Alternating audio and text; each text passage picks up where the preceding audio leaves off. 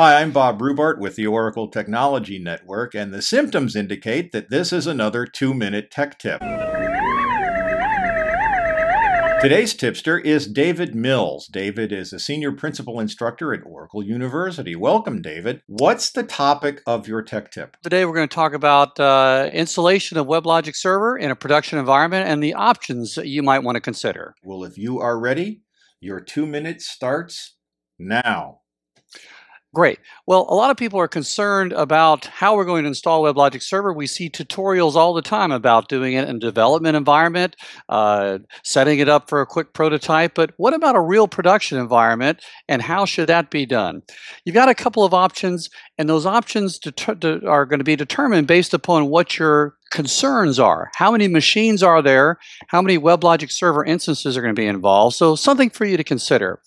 Consider, instead of installing WebLogic Server on every single machine and then installing the domain configuration files on every single machine, consider instead a shared file system. If your shared file system is highly available, then you can install the WebLogic Server binaries on just one location of a shared file system, and all those machines can have access to it. Then you can do the same thing with your domain configuration files.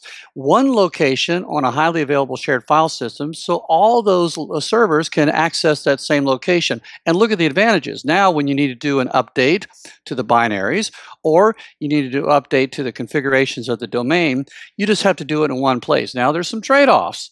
The concerns for most people is, what about performance, the log files, and all those other kind of things that go on in real time? So here's your hybrid approach. You can, every time you want to do that kind of installation in production, choose to put your transaction logs, your HTTP access logs. You can also do other things such as the server logs themselves. Put them on the local file system by setting the configuration specifically for each of those, so that you have the best of both worlds. One shared location for your binaries and domain, and your logs that don't need to be failover, that can be done on the local file system. There you go. With time to spare. David, thanks for a great tip, and let's do this again sometime.